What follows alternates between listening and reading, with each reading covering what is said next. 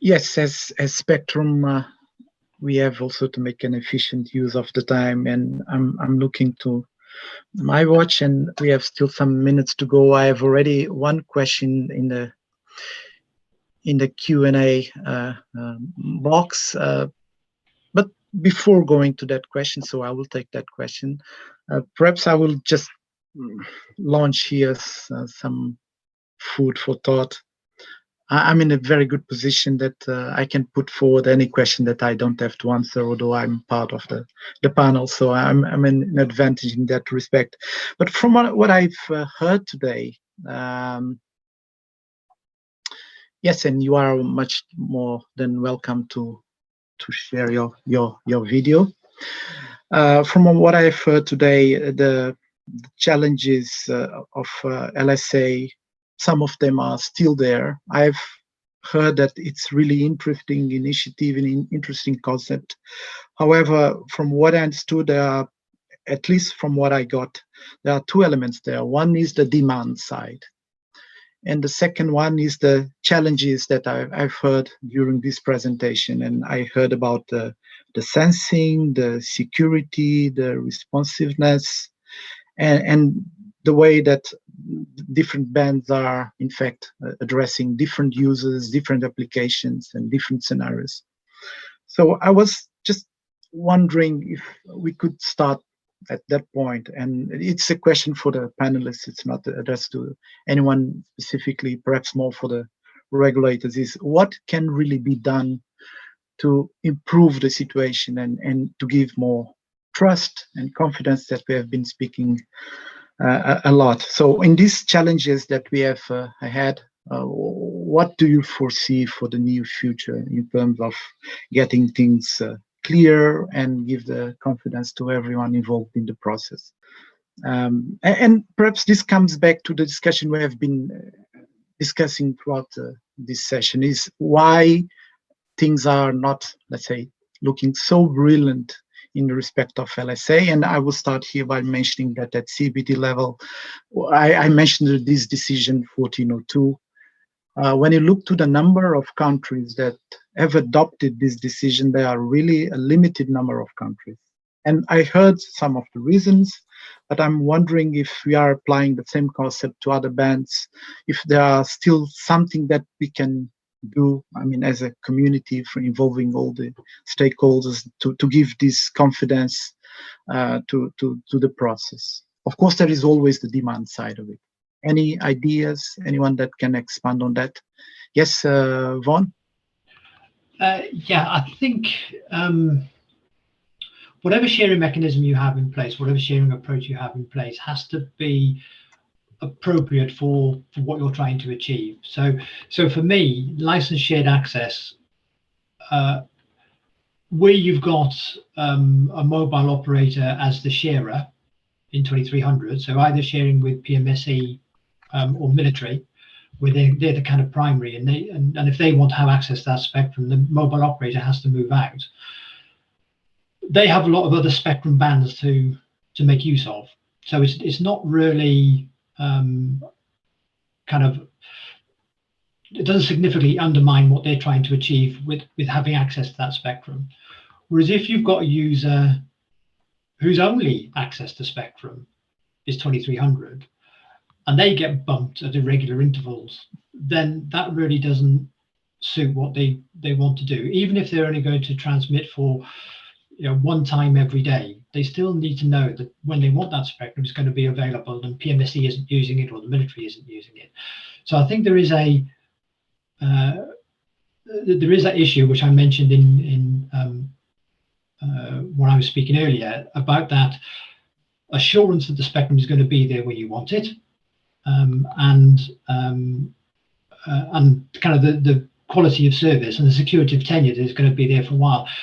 Even with PMSE, even with wireless microphones, they only need it for a concert for a couple of hours a night, but they need to know that it's going to work 100% through the whole of that concert, and isn't just going to be arbitrarily switched off or interfered with. And I think that's always going to be a challenge when you talk about spectrum sharing in this context. That's always going to be a challenge with, my business needs spectrum, so there's a risk you're going to switch it off. I'm not happy with that. Right. So it's a question of having a kind of a safe harbor where operators can rely on. Any further thoughts? Hi, May. Yes. Who? Yes, thank you, Jamie. So this is Anestis speaking. So I think that, as was mentioned also by previous speakers, sharing conditions to protect incumbent users may vary amongst the member states. So this is an issue. I think there is still much focus on also on the use of individual, often exclusive licenses for obvious reasons in some cases. So maybe there is still no sufficient incentives for holders of rights to use spectrum more efficiently, I would say. And I think the key message is to let's say lower the barriers to spectrum entry for new users. And in this context, a more common approach to spectrum sharing, I think it would be more efficient. It would achieve economies of scale in the internal market, and would probably deal with confront this issue you mentioned before. Thank you. Thank you. Thank you to you. Perhaps what I will do next, then I will start. If no one wants to take the floor, I will. Yes, Adi. Yes, thank you. Thank you very much. Yes, a few comments. Actually, additions to what was already said. When we opened up this 2.3 gigahertz band for local 4G networks, we actually they wanted to be certain that the 4G users, the builders of the 4G networks, that they don't have to move or close the network when there is a cordless camera nearby. So we had to find the LSA scheme was not good enough for them to have the trust and to dare to build a network, for example, for a factory or a power plant. They can't close their wireless network if there are the cordless cameras who were kind of the primary users. So we actually needed to find another solution. So we kind of cleared this band from the cameras to enable local networks in that spectrum band. So it's clear that what was already said here by Ofcom, for example, that the need to be the certainty that you can have the spectrum and you don't need to close down your network. On the other hand, what we were thinking about in the 66 to 71 gigahertz band, it was the other way around. It was like not to have license exempt, all opportunistic use, but have some kind of registered use in case you build a 5G network in that band, so that you could have some kind of protection that is more than only license exempt. And that could have been a good solution in that band from our perspective.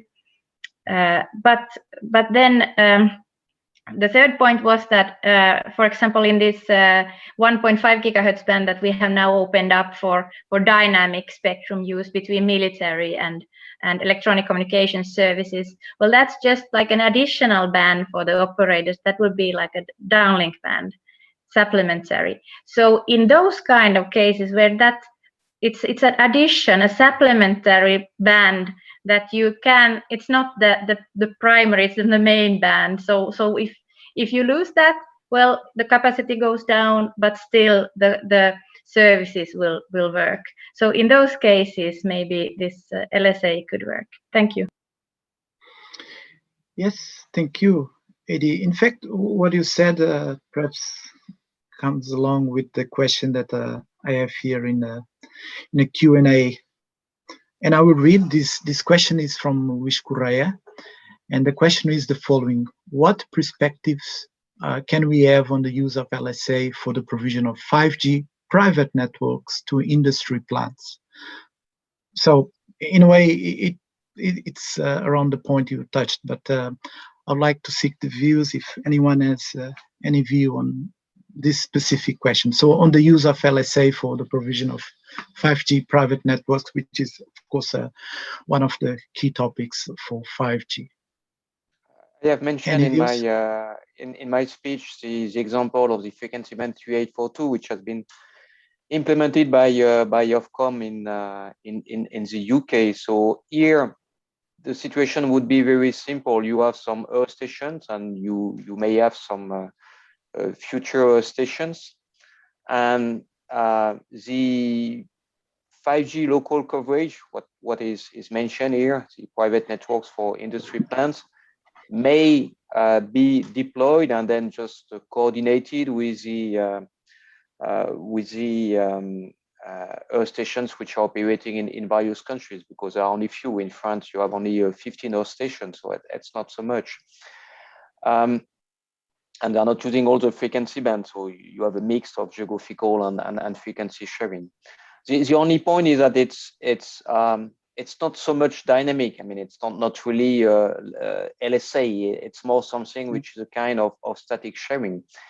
But I think it's remaining an interesting sharing implementation, and so the response is really yes, we should think about sharing for enabling the implementation of local 5G coverage for manufacturing. Thank you.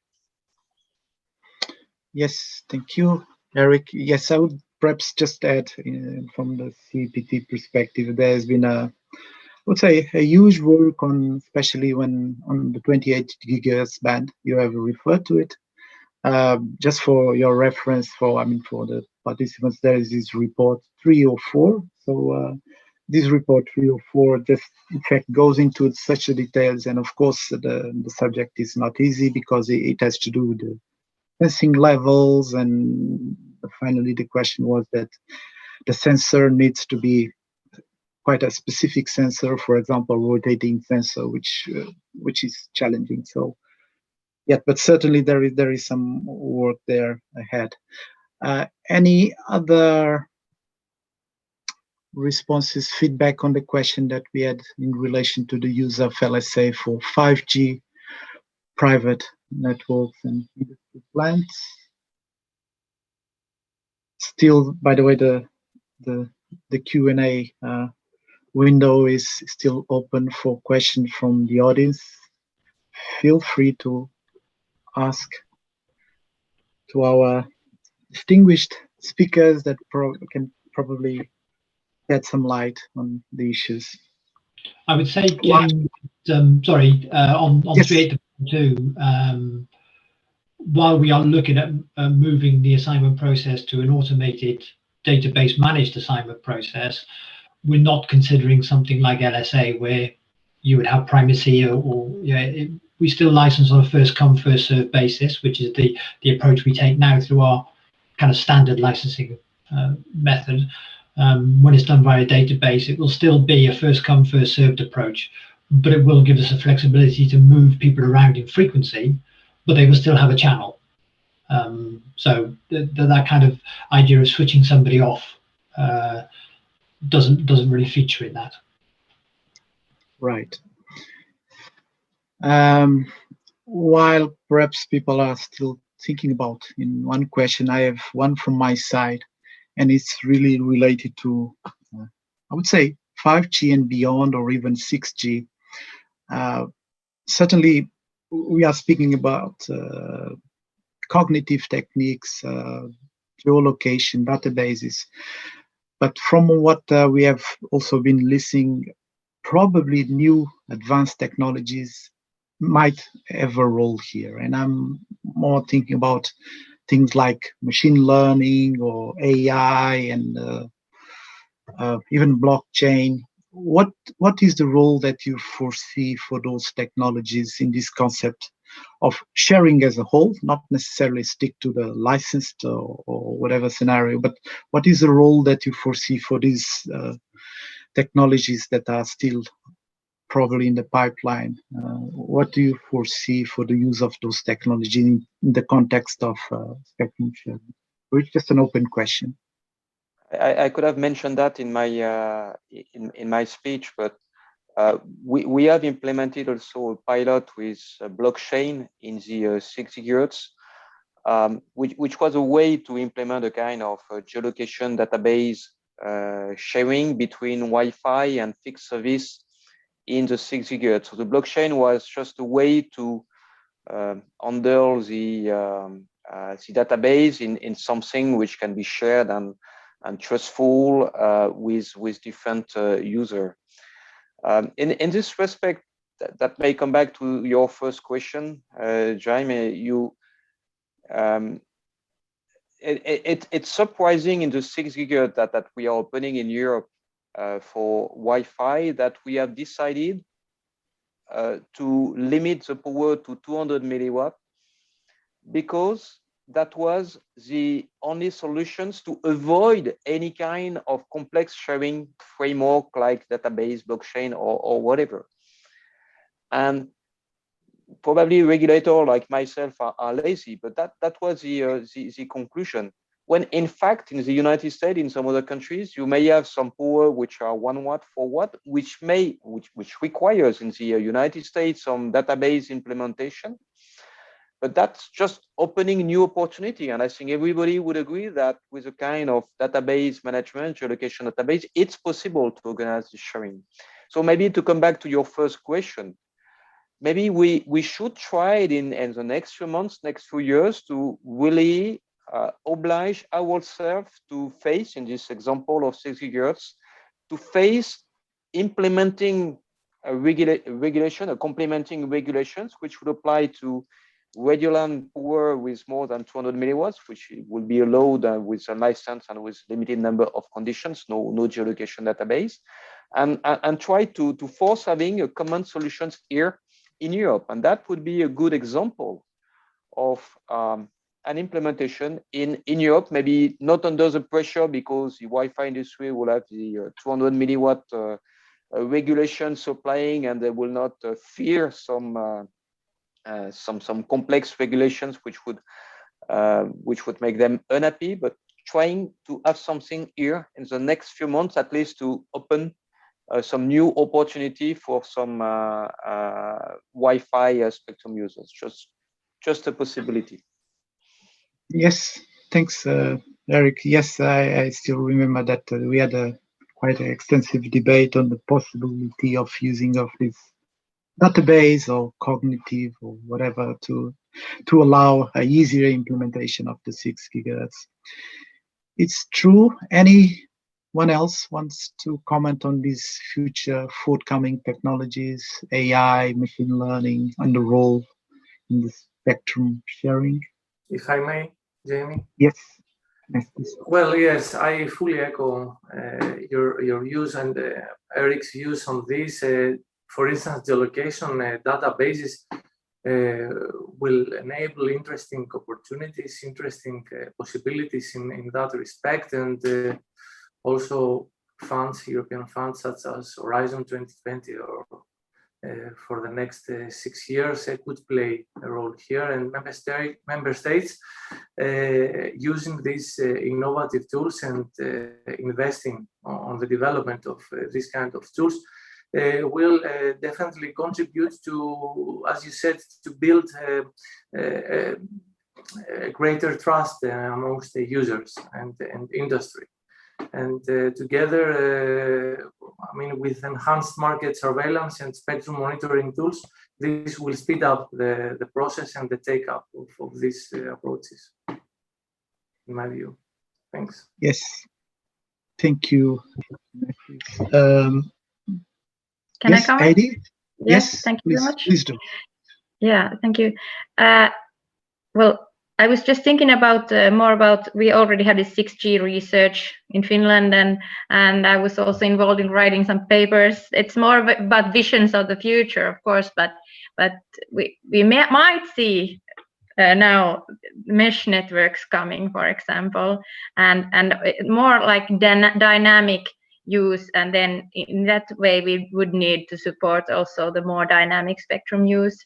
So for example, the mesh networks and transport and things like that. But I see as Eric Fournier said, that maybe it is more to give the protection in the what used to be the unlicensed bands, and to give more protection in those bands. So maybe we could also turn it around and look at those things. Maybe in 6G, it is not enough to have the kind of non-protective use like in the unlicensed band, but we need something between the licensed and unlicensed, and we need it to be quite dynamic in time. So that's how I see it. And also, if we go up in the spectrum very high with 6G, the coverage areas are smaller. So that could be opportunity also to use AI in dynamic spectrum sharing. Thanks. Yes. Okay, perhaps I will just, before wrapping up, I have one question. Perhaps we have just a few more minutes with your indulgence. I will take this question from Miguel Henrique. And the question is the following. Are the Portuguese mobile operators interested in using the spectrum in an LSA condition, shut down the base station if an incumbent arrives, and paying for it? I guess that's more a question addressed to the Portuguese mobile operators, but it certainly is a key question, and it comes back to what I initially was trying to summarize here in terms of the challenges ahead. I'm not sure if anyone is really able to comment on that, but I see Enrique, you are there. Yes, it's a stuffy question because it will depend on the regulator, what regulator will impose, what will be the price, what will be the conditions. So for us, it's an open question. You don't have the answer for that. But it's quite clear that for mobile operators, the spectrum is very important to have full availability of the spectrum all the time, because it's quite hard to us to invest in our equipment that will work only few days at a week or few hours of the day. And in my personal point of view, if I have hot event or with a high density event, I believe that the television will be also there. So if I want spectrum, the TV always, they will also need a spectrum. So I believe that in a hot event or with a high density event, it will not possible to share the spectrum when we want the spectrum. So again, it will depend on the conditions from the regulator. Thanks a lot, Enrique. If no one wants to intervene, and also in the view of the time, I think we ended with the $1 million question. So this is really the right point for me to stop for now. And yes, we have discussed, in fact, a lot of issues, and I really believe that we went through many of the items. There are still some items that we didn't discuss, which are certainly important. We discussed several frequency bands, that the challenges that they pose. Certainly, there would be more to say and discuss on this. But we are on time to finish our session, and I would just like to close and wrap up by saying it was a pleasure, and I would like to thank, first of all, to the panelists. It was really nice to have your views taken on board, and also the presentation that we had previously and the questions, although we didn't have so much time for that, and question and answers from the audience.